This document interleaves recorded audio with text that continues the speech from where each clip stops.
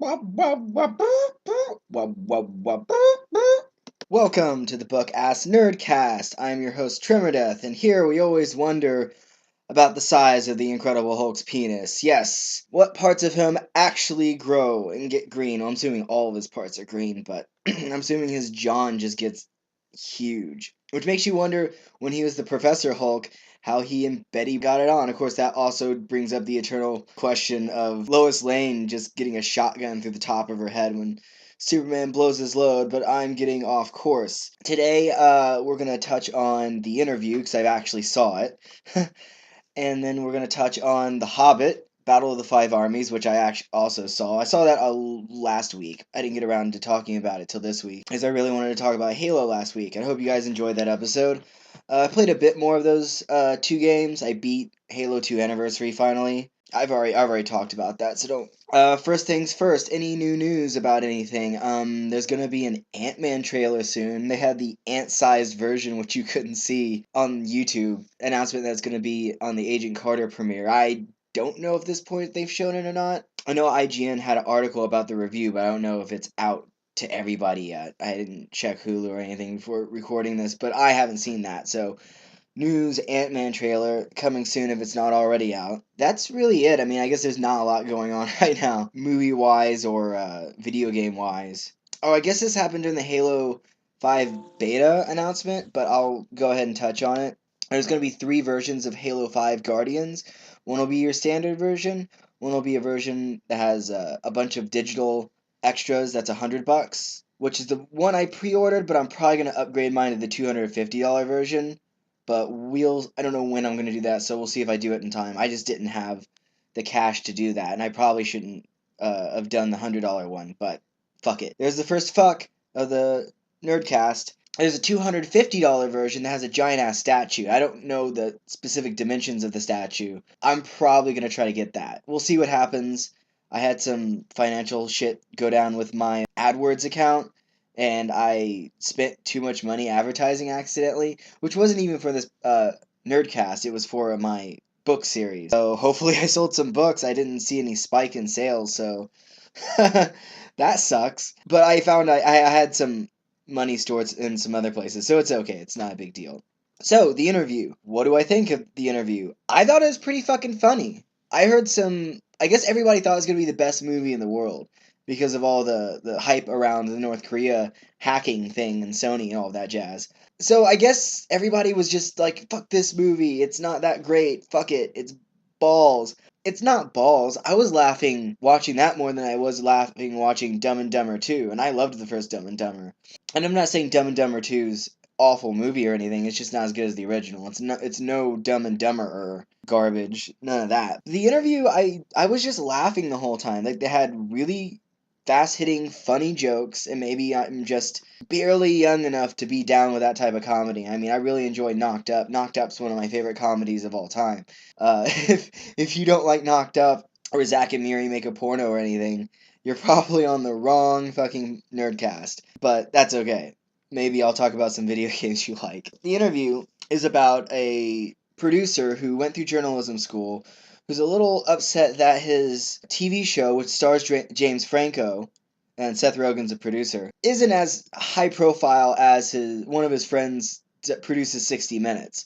He was basically shit talked by this dude, which I don't know if that makes any sense given that it was a party celebrating James Franco's career, and they're like, what was it, like 1000th episode or whatever? Why was he at that party if he hated the show? I don't know. Maybe it was just for his networking, but and then all he did was talk shit about the show, like, oh, well, I don't want to talk to you because you do a celebrity show.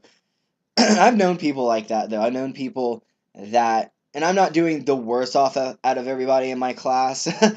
Let's just put it this way. I was looking at the newspaper when I worked my previous job, and I occasionally got a physical newspaper from the gas station near the place where I did graphics for a pharmaceutical meeting planning place, which I don't work at anymore. I saw that somebody I graduated with got arrested for fucking a 15-year-old girl, and keep in mind, at the time, I was 27. That wasn't that long ago. That was not even 3 years ago.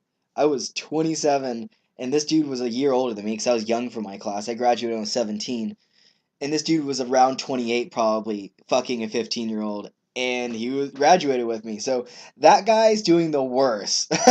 Out of everybody who I graduated with, that guy's doing the worst. I don't know who's doing the best technically. I'm not doing the worst, but I've known people who are doing better than I am, and it was just like, oh, you, blah, and they have like no interest in talking to me. But after that, he realizes he wants to do a serious interview. So he finds out that Kim Jong-un, the leader of North Korea, is a big fan of the show. Nobody interviews him, even though he's a despotic piece of shit. And they're like, well, let's go interview him. And James Franco is like, sure, let's do it. And they actually get the interview, and they go to North Korea. And it turns out Kim Jong-un is seemingly, at least to James Franco, is not the sharpest person in the world, a nice guy. And he basically tricks James Franco into thinking he's a nice guy. And obviously he's not. Now there's obviously some other crazy stuff happens. But it's for like a fraction of a second make you think that maybe it's just the people around Kim Jong-un who's evil. And he's just like a George W-esque puppet, and that's not the way it is. Spoiler alert! But if you don't know for sure, it kind of makes you question that maybe he is kind of a nice guy and he just gets a bad rap, and and then it turns out he is a despotic piece of shit. The jokes keep coming, and some of them work and some of them don't. And the story's arc overall, I think the fact that they try to make Kim Jong-un look almost like a good guy for like 5 seconds kind of keeps the movie going in a way that if he was just an asshole from the beginning, wouldn't have been as interesting. And maybe somebody like me who's studied a little history is interested in weird, crazy shit like North Korea, just enjoys seeing the fake version of that country. I don't know, I just enjoyed that aspect of it. Enjoyed the North Korea Kim Jong Un aspect of it, and the way they characterized him, which is hilarious. You do see him like level down and be like a freaking tyrant towards the end, and it's a little scary because he goes from being like a dude bro, not quite a dude bro. Dude bro likes margaritas and Katy Perry with James Franco to being this really despicable sack of garbage. But it's funny, and I think it's worth a rent. I might even buy it. I kind of want the special features, to be honest. I want to, if it has commentary, I'd really like to listen to that. I'm a weird commentary person. I liked it. I would honestly give it an 8. I think it deserves an 8. It has some story issues. It has some issues with jokes aren't as good as some of the other Seth Rogen comedies I've seen. I always compare stuff to Knocked Up, it seems. That movie was just great. 8 out of 10. Take that what you will. I know some people gave it a lower score. It's their opinion. I'm of the opinion that other opinions are just that.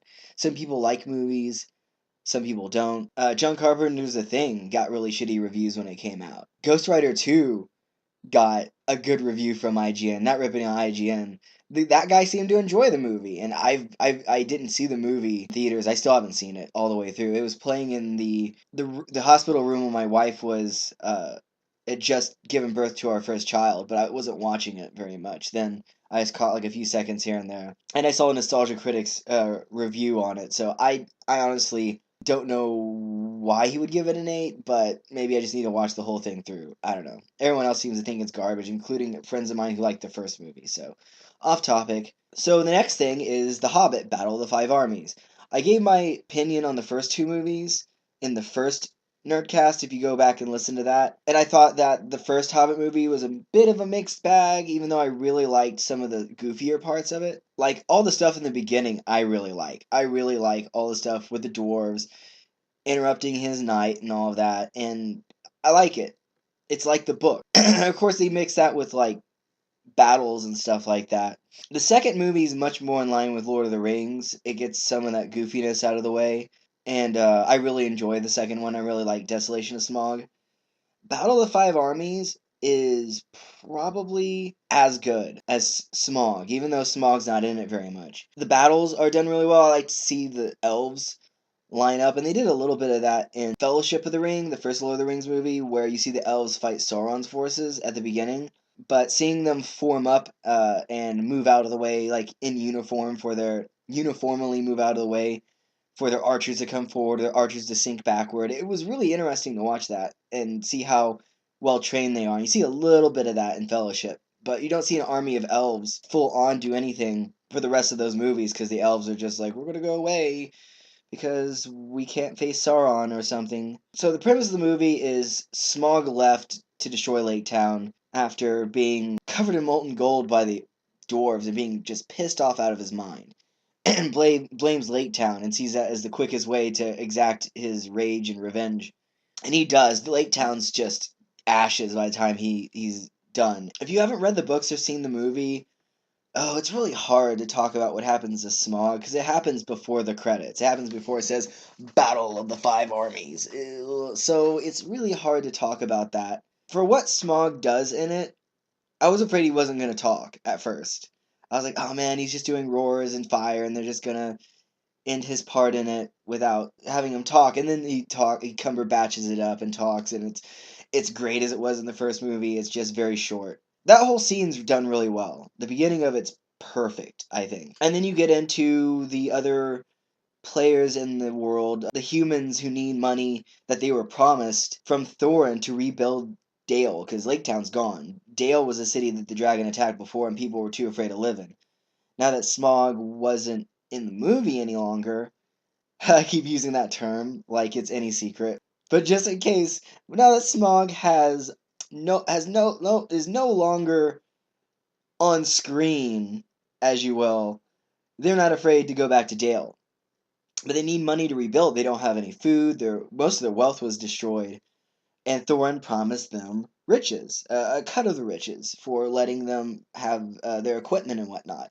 And then as a result, their town got destroyed. So Bard, who's now like the Ifto de facto leader, along with the elves, and the elves want an heirloom of Legolas's father's name. If I'm butchering it, I'm sorry. I'm not going to spend the time looking it up. Thandriel. He brings an elf army. It's just like, dragon's gone. I'm going to get my shit back, and Bard needs shit for his people. So now you have these two armies, and the human army is a quote unquote army. It's not an army. It's basically barely bolstering the elf army. So now it comes to them facing off against Thorin and his handful of dwarves who have barricaded themselves in this mine under the mountain. And then there's some other stuff, and with Gandalf facing off against Sauron, who appeared at the end of the last movie, who's not as powerful as he was in Lord of the Rings. I watched the beginning of Fellowship lately, and a lot of stuff that happens there kind of makes sense of how Gandalf knew a lot of things. Like he says, the spirit of Sauron endures. Well, he encountered his spirit there. He encountered his spirit head on and got his ass whipped by it. Seeing, I'm really bad at Lord of the Rings names sometimes. Galadriel? Seeing Galadriel, the elf lady of light from Fellowship, who's barely in the other movies, go all evil queen like she did in Fellowship, but actually do it as a result of using her power, is really cool. And seeing her just I'm sorry if I'm ruining it, whip Sauron's ass in his spirit form, but barely being able to do so, barely being able to pull that off. So being that he's more powerful in Fellowship is really scary because she's so powerful. I mean, she's more powerful than Gandalf. She's more seemingly maybe more powerful than Saruman. You don't really know. And for all the things that this adds to the Hobbit books, this little side story I think was my favorite about the Necromancer, which was in the appendices. And I don't know if it's in the Silmarillion or not, but it's in the appendices of the Hobbit. So Gandalf comes back. Bilbo escapes the mountain. I'm not going to ruin... I don't want to ruin everything, but eventually the five armies in the title come to be fighting each other. Three armies, which, like I said, the human army is barely an army, squared off against one army that's massive. And eventually the fifth army comes in, and I'm not going to ruin what it is. But some of the main characters die. I read The Hobbit in high school. I don't remember anybody dying, but apparently they did. And the deaths are handled really well. And the final battle is handled really well. It still suffers from, God damn it, when is this going to end? Because Lord of the Rings had a little bit of that, but Lord of the Rings was cut down from the books. This was just added to. But it kept my attention the entire time. It's not like I ever got bored of it.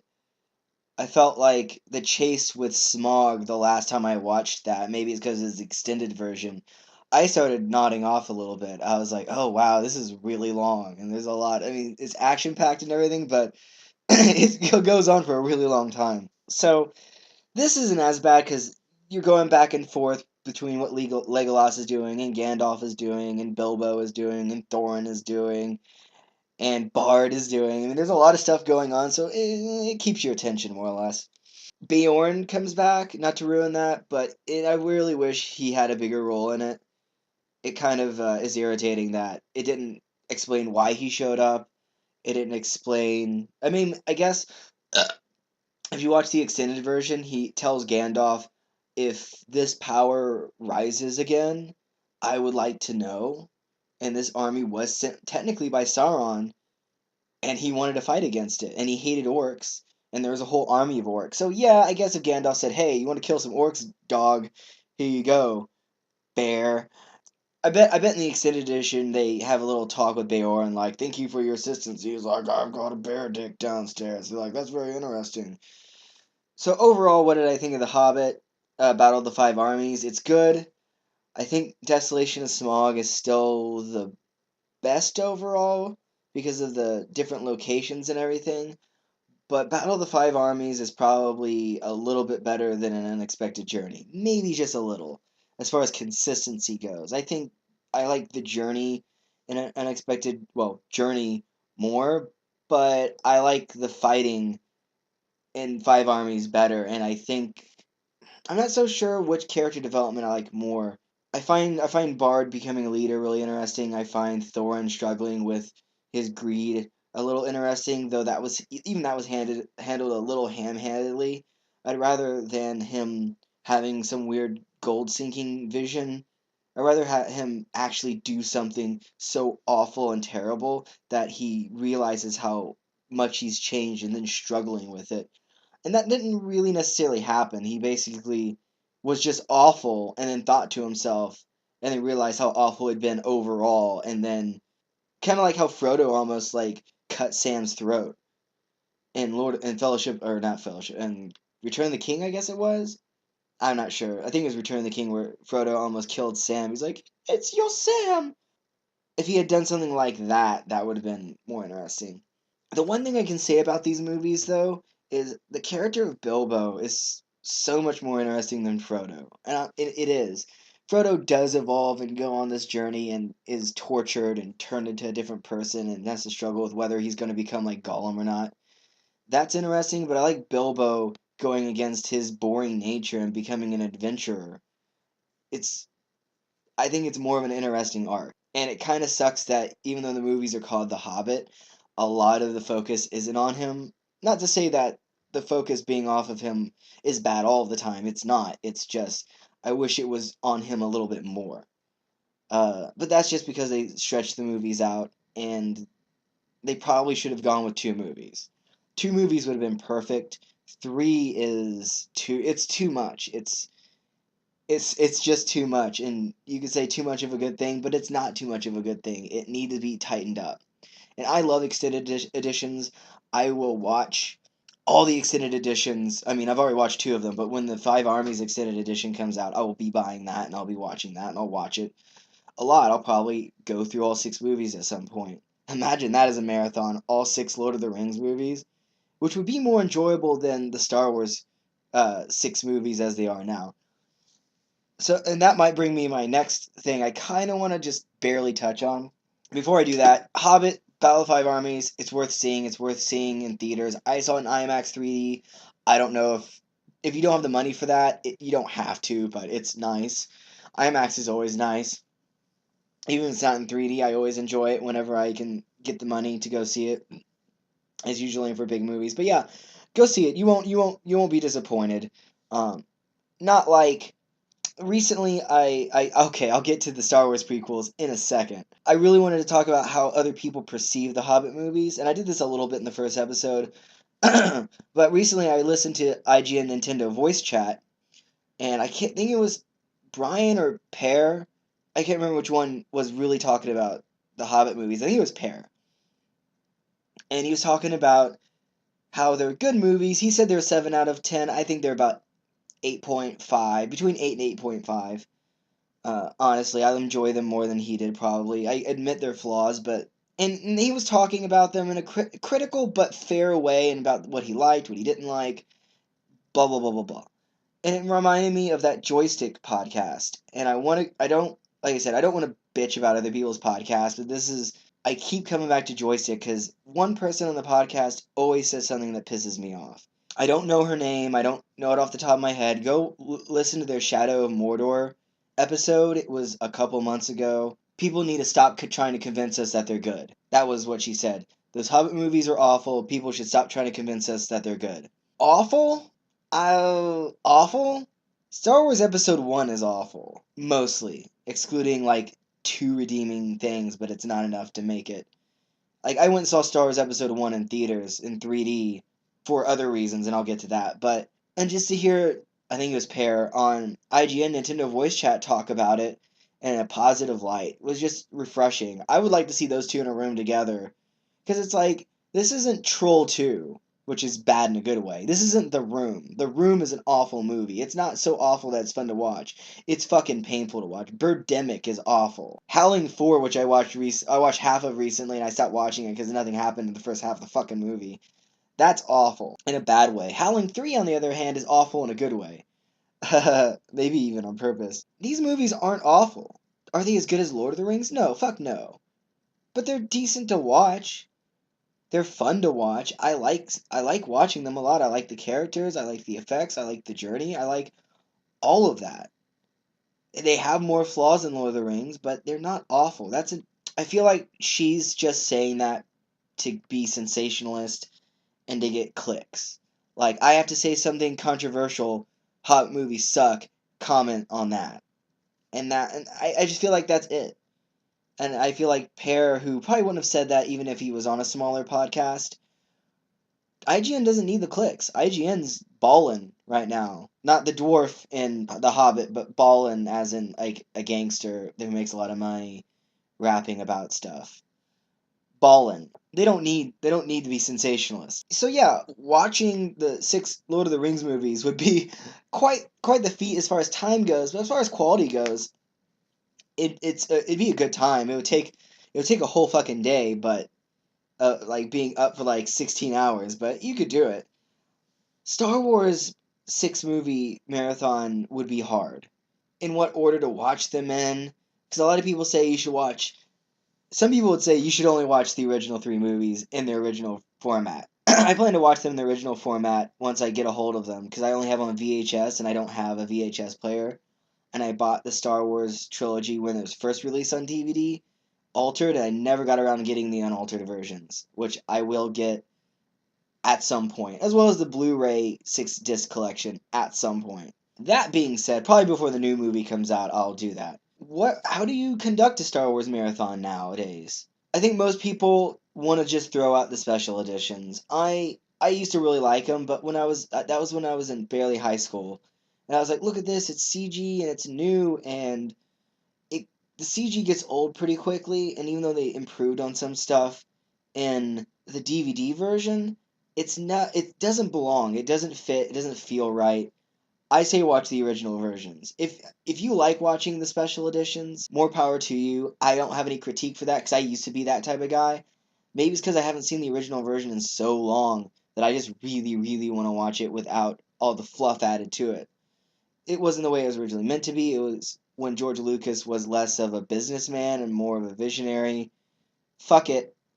But do you watch those 3 unaltered movies and then the prequel trilogy if you want to do 6 movies? A lot of people would say fuck the other 3 movies. I do want to watch them all 6 in a marathon if I can.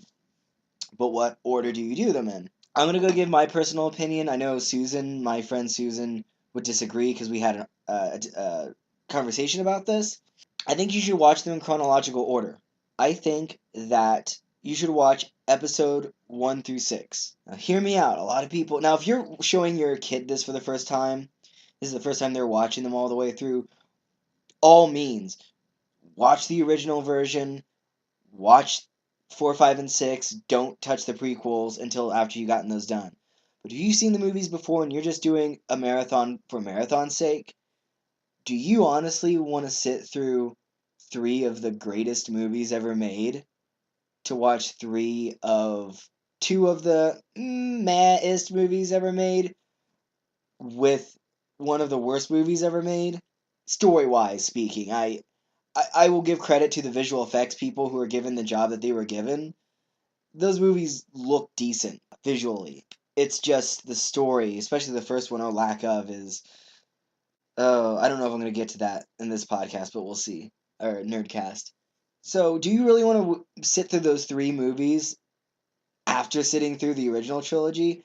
I'm saying you get through the original three for OCD's sake. Get through those three movies. The third one's at least... The second and third one are at least entertaining to watch. They're just not very good substantively. Like, visually, I can watch 2 and 3 and have no problem with it. My wife likes those two more or less. The third one I still have problems with, but I think the third one deserves at least a 7 to 7.5. I think there are some good acting moments. I think the visual effects are done well. It's just the story George Lucas-y decisions about episode 3 were not good. I don't know. I'm not going to go through all those specifically on this one because I don't want this Nerdcast to be too long, but yeah, my opinion, if you've seen the 6 movies before, start with 1, go through 6, because it just gets better until Jedi, which is not as good as Empire. I like Jedi as much as Empire, because Jedi was the first one I ever saw on CED, if you believe it or not. If you know what a CED is, if you don't know what that is, look it the fuck up. C is in cat, E is in egg, D is in dick. Just look it up. That's all I gotta say about the Star Wars right now. This is gonna be like a year of Star Wars, because it's 2015 now. Happy New Year, woo! New Star Wars comes out this year. I mean, holy shit. I saw episode 3 at midnight. That's when I worked at Walmart still. Yeah, I worked at Walmart back then. I lived with my mom back then. Holy shit, I didn't think about that. So I worked at Walmart. I lived with my mom. I didn't have a college degree yet. And I went at midnight to go see episode 3 because I could do stuff back then like that. I might actually take off work to go see episode 7, though. I might save one of those days to go see it if it isn't during my winter shutdown, if I'm still working where I'm working now. Hopefully I'm not. Hopefully I get to quit, but we'll see. So I guess that'll start up the segment of where I'm going to talk about upcoming movies this year. Next episode, I'll talk about upcoming video games. I don't have a lot. We'll see. We'll see what's up with time and everything. So let's just start out with Star Wars Episode 7. Star Wars Episode 7 comes out this year. The Force Awakens. I don't have a problem with that title. I think it's kind of neat. They're a little cheesy, but still pretty neat. No worse than like The Force Unleashed or Empire Strikes Back or anything like that. Not a lot to know about the plot so far. There is a rumor that Benedict Cumberbatch is gonna be the villain. That'd be fucking tight. Cumberbitch up in this hizzy. We don't know a lot about the plot. We know the original cast of 3 is going to be in it. Well, in the controversies about the trailer, there was a crossguard lightsaber. I know some people said that the design was bad. I don't know what they're talking about. Maybe I'm just not nerdy enough. Maybe it's because the little metal pieces were jutting out of the side and they needed to come out of the hilt and have a guard for the hand. I don't know. Doesn't matter. Maybe they'll fix it. I don't think it needs to be fixed, really. I don't care. It looks kind of neat. It's not double blade reveal like Darth Maul was in episode 1, which one of the best things that come out of episode 1 was that trailer. Go watch episode 1's first trailer and tell me like that doesn't look like an amazing movie. The Black Stormtrooper. I didn't even the ethnicity of the people in the trailer did not dawn on me for a day, for like 24 hours. None of that even popped up in my head as anything at all. And then you had a bunch of like racist assholes talking shit about black stormtroopers, and comment sections are just cesspools of sexism and racism, it seems. But that didn't even dawn on me. I don't know if I'm just that not I'm just a dumb white kid from Indiana, but I never even thought for a second anything about that. I was just like, "Oh, there's a guy, he looks really scared and sweaty in a stormtrooper outfit. Look, stormtroopers aren't Jango Fett, so that's good that they changed that to the way it should be, being hired around the galaxy. That's awesome." And blah blah blah blah blah. And you see the Millennium Falcon at the end. I had to watch that several times. Funny story about that. I sent my sister a text right after I said that. Star Wars Episode 7, my boner awakens. I know it's a weird thing to send your sister, but we say Jay and Silent Bob-esque perverted stuff in text to make each other laugh. It's weird. I don't deny that, but that's what we do. So Star Wars Episode 7, My Boner Awakens. She apparently dropped her phone and broke it because of that. Cracked her screen. She sent me a text right after she did it because it still worked. It was just cracked. And said, I just broke my phone because of you. And I sent her LOL, and I didn't believe her. I thought she just dropped it and was just joking. I saw it a week later, and she had broken it. I felt bad. I couldn't help but laugh. If I had the money, I would buy her a new one, but I don't, so I won't. I feel awful, but so yeah, what else comes out this year? Jurassic World. Holy shit. Speaking of movies I thought would never have a sequel. That looks pretty cool. I know there's a lot of negativity in comment sections. Surprise, there's snark and negativity in comment sections. But I think it looked really cool. I always wanted to see Jurassic Park working as an actual park. That's a really neat thing to see. I honestly don't know if it's going to be any good. I loved Chris Pratt in Guardians of the Galaxy, but I have no clue whether or not this will be a role for him. It's hard to take him serious. It's like seeing Jim Carrey in a serious role. Number 23. It's just hard to deal with that. But he didn't know that when he made that. He didn't know Guardians would be such a huge hit, and it was a huge hit. But the new dinosaur, as long as they're not Daihu dogs, and if you don't know what a Daihu dog is, there was another project called Jurassic Park 4 that was in the works before Jurassic World, a separate Jurassic Park project that had these things called Daihu dogs, and they were dinosaur human dog hybrids. I don't know why they put dogs in there. They just did. I guess to make them obedient. I'm not sure. They looked ridiculous. Look up Dihudogs on Google, and you'll see pictures of them brought up. They looked fucking awful. Not Jurassic Parky at all. Stupid. And they used guns and stuff. Not what was needed. Having a dinosaur hybrid, on the other hand, and we've seen a little bit of it, we've seen its hands and stuff, it looks like a dinosaur, and it looks like a beast from what we can see. Yes, that's what I want. I want something new, but not too different. Something that's so different it doesn't feel like Jurassic Park would be bad. Something different enough to bring something fresh to the table while keeping the spirit of the movie series is good. So, yeah. We got Avengers Age of Ultron coming out. Oh, if Star Wars Episode 7 weren't coming out, I would ask the day off to see this. Because it looks fucking awesome. It does. It looks fucking awesome. I wasn't that excited because Ultron's never been a huge character for me. I know who he is. I know who created him. I know he created the Vision. I've read enough Avengers. I know all of this. I frankly, the first comic that I read with Ultron in it, he looked like the Wasp. He was a woman who was super hot. But that's the first time I knew who. I've seen him before. I saw him on that awful Avengers United They Stand show with the awful voice. I saw him in the good Avengers show, Earth's Mightiest Heroes. Before that, so I know who Ultron is. Or after that, so I know who Ultron is. But he's never been a huge character for me. I thought Thanos would be in this next one. I guess he'll be in Infinity War. But after that trailer, holy shit. James Spader, I'm only barely familiar with him, is a fucking hard ass. Like his voice just makes that. So I'm really excited for that. I'm excited for the Hulkbuster armor. Excited for a new Quicksilver and a different continuity. I'm ready for that. Insidious Chapter 3 I think comes out this year. I like Insidious, the first one. I like the second one a little less, but it feels like an older horror movie series. I really like the Universal Dracula and Frankenstein horror movies. If you don't, I don't know what to say to that, but I kind of get it. If you're a gore hound, I get those movies aren't your thing. I'm Movies that are gore filled, I like. I just feel like that's a different genre now. I feel like they reestablished this classic horror genre of creepiness and semi interesting plots.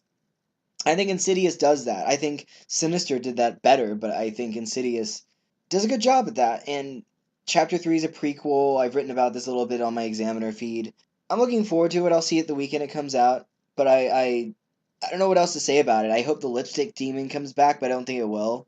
I think Insidious Chapter 4 will be Insidious 2 sequel, and we'll see finally have like the coolest part about the first movie come back. So we'll see how it goes. I have no predictions on how good or bad that'll be. I like the lady who plays Elise, and I like that we're gonna see her in action now. So yeah, I'm looking forward to it. Ant-Man comes out next year. I think I mentioned the trailer in the news, or this year. I keep saying next year. This year, 2015. Farts. That'll be fun. I know Edgar Wright stepped out of that director's chair, and that sucks. Edgar Wright's one of my favorite directors ever. Shaun of the Dead, Scott Pilgrim vs. the World, Hot Fuzz, The World's End. Just amazing, amazing director, and it sucks to see him not doing that movie. It's cool that Paul Rudd's playing Scott Lang, not Hank Pym. Hank Pym's older in this. I wonder if we'll see Janet Van Dyne / Pym show up as an older lady. That's a little disappointing. Maybe not. Maybe if she'll be Paul Rudd's age, who is like 40, mind you. It's not like he's that young, but he's not in his 60s, so. No offense to 60-year-olds out there. I have two parents who are in their late mid-50s who might almost take offense to that. So if you're listening, don't take offense to that. I'm just saying that's Hank Pym is generally between 35 and 45, and he's not going to be the main character because of that. So, wah, wah. I don't even Yellow Jacket's the villain who's an alternate uh superhero identity of Ant-Man, Giant Man, so I don't know who that's going to be. I doubt he's going to have a split personality like in Earth's Mightiest Heroes, but we'll see. The last part is edited out, but I was trying to see if Pirates 5 comes out this year. It doesn't. It doesn't come out till 2017. Holy shit. I won't get into the Pirates movies right now. So I feel bad. I don't know of anything else that comes out next year off the top of my head that I give a shit about. No more Hobbit movies. Already talked about Star Wars. Not really anything going on there that I'm sure there's some movie I missed, but if I missed one, put it in the comments and I'll talk about it next episode. So yeah, I'm looking forward to all of that. I'll probably see all of that in theaters. Much easier year for movies than 2014. 2014, Dawn of the Planet of the Apes. You had Spider-Man, Godzilla, Hobbit. I mean, I listed them last episode, and that was just 6 of them I saw. I saw a few others here and there. I think Oculus came out last year. I didn't see that until it was on DVD, and I really liked that. I didn't talk about that last time, but I should have. This year is going to be easier. So we've got The Avengers, we got Ant-Man, Jurassic Park, and Star Wars at the very end of the year. And Insidious. So yeah, not a ton of stuff going on with movies. I'm sure there's something I missed. Probably something like 50 Shades of Grey. I don't know if that was even in theaters yet. I'm not going to see that. Sorry to hurt your feelings. Let me rephrase that. If I start getting more views on my videos and I can quit my job, I'll go see 50 Shades of Grey and I'll do a full video review on it. How's that? So, 50 Shades of Grey fans, you really want TremorDeth to go see that, you share this video a bunch. Otherwise, I'm not going to go see that. Is Magic Mike 2 a thing this year? I don't know. Maybe. I'm sure there's a bunch of other stuff like comedies and stuff. I have no clue that are probably just getting made. That get made in like 3 months and come out straight to DVD stuff. I have no clue. I should have more of a clue because I do horror reviews for Examiner, but I don't do that many reviews. So yeah, I guess for this nerdcast, that's it. This one ran a little short. I didn't have a ton of stuff to talk about. I played Xenoblade some more, but I didn't beat it yet. So next podcast, I'm going to be talking about video games that are coming out this year. I'll talk about Xenoblade then because it's relevant to games that come out this year, supposedly, because Xenoblade Chronicles X, which is the second game in the series, is coming out. So I guess that's it. So fuck shit dick. If you have anything you want me to talk about, put it in the comment section. I have an email address, but I don't always get around to checking it as often as I should. I don't think I've got any email from people anyway. The last episode didn't get a ton of views right away. I'm hoping it'll get views as time goes on. But the first episode did pretty good. Yeah, want me to talk about something? Have any questions for me? Have anything you want to say? And I'll address it. Just whatever you want, just put in the comment section. And I will see all of you bitches next week. So go fuck yourself.